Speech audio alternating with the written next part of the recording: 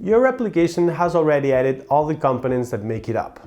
It's time to create an interface that allows you to move around the application, passing from one screen to another.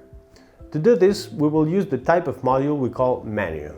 As we indicated in previous chapters, the menu is a very characteristic type of module because it allows you to link from it all to the modules you want, creating a set of buttons that facilitate navigation between all sections of your app. To add a menu, go to the Modules screen. As you can see, the template we choose already includes the so-called Polymer menu that serves to show a sliding menu from the left. This will be the menu that we will keep, although to exemplify its use in this course, I will remove it and add it again.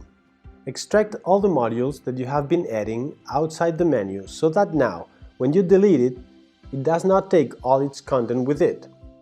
Press delete and accept the warning. Adding a menu is simple.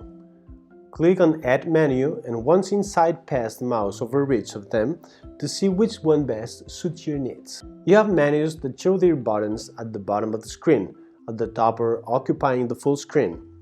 Each of these modules is customizable and adaptable to your needs. To add it, click on Use. You will then be moved to the Modules window from where you will have to configure them.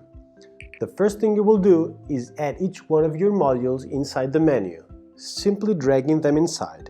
Once this is done, you have not yet managed to link them to the menu. You want that when you press it, the windows of your modules will be shown. To do this, open the Polymer menu configuration and follow the steps below. If you want to add a button to the menu, you will have to press the button that says Add another item to the menu. Each one of these boxes that is generated represents one of the buttons that will link to the chosen modules. According to the number of buttons you want to add, click on Add another item to the menu. In my case, it will be 4 HTML, 1 per animal, besides the YouTube and Twitter modules, 6 in total. You will have to configure one by one. In the Path field, select the module you want to link to. It is important to keep in mind that the order in which you configure them in this screen will be the same as the one that will be reflected in your menu. I add lion, giraffe, elephant, zebra, dog of the week and animal photos. This way of adding modules is common to all menu types. We don't touch any more elements. The rest of objects in this configuration are mainly of static type, so we will deal with them in the next chapter of the course. Click on Save and check that all the modules have appeared in our menu. So far, you have added and configured the modules that will compose your app and inserted the menu to enable navigation.